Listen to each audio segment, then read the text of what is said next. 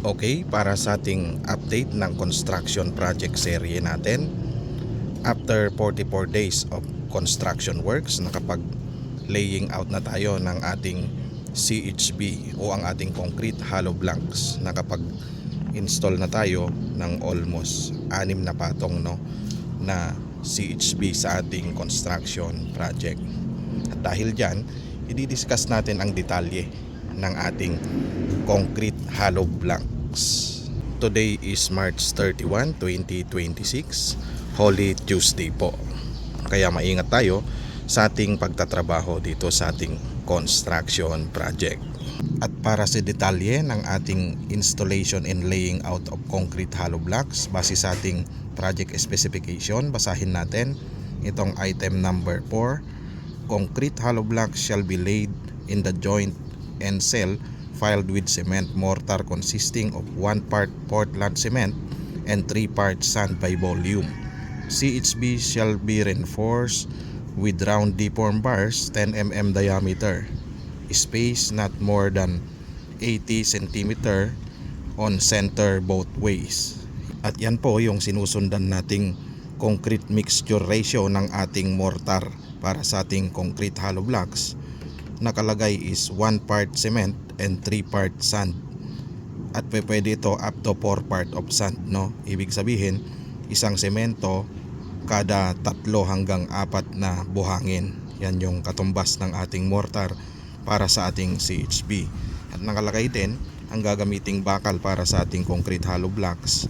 Ang diameter naman nito is 10 mm diameter na deform bars. At ang spacing nito, hindi siya lalagpas ng 80 cm o kaya 800 mm, yung pinaka distance ng ating mga bakal na dowel, horizontal man at saka vertical dowels. Ang maximum nito is 80 cm. Yan po siya. At ito yung concrete hollow blocks na kinamada natin para sa ating project. Yan siya, di bale naka-6 na patong na tayo.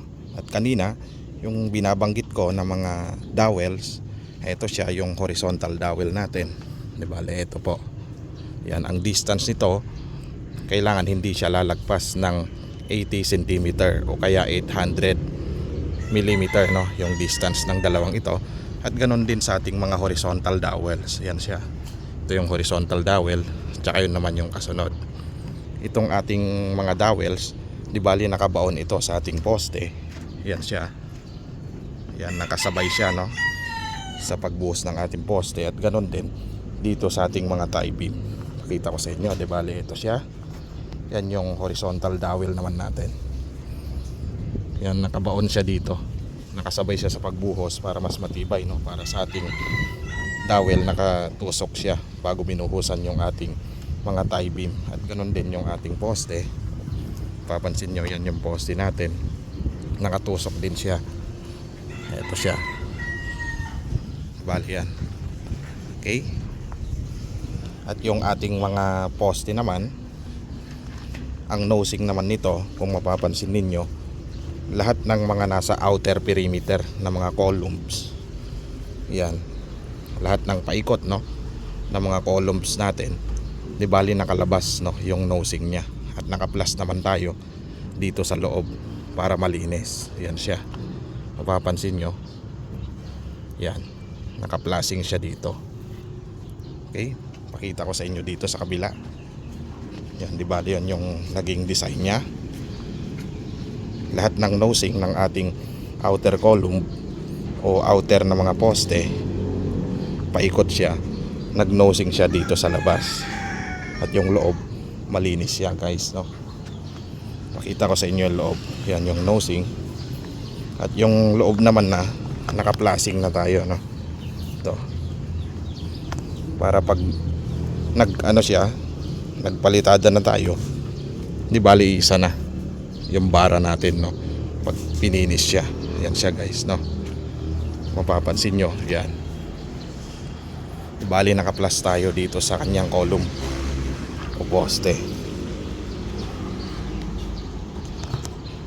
Yan, bali yan siya. Okay. At ito, naglagay din tayo para sa ating flooring. Mataas yung ating flooring. Almost 3 hollow block siya. Meron na tayong abang para sa kanyang mga parilya. Yan yung ating flooring. 10 mm diameter din, gaya ng ating vertical dowel at saka itong horizontal dowel naman natin. Puro 10 mm na yan yung ginamit naman natin dito.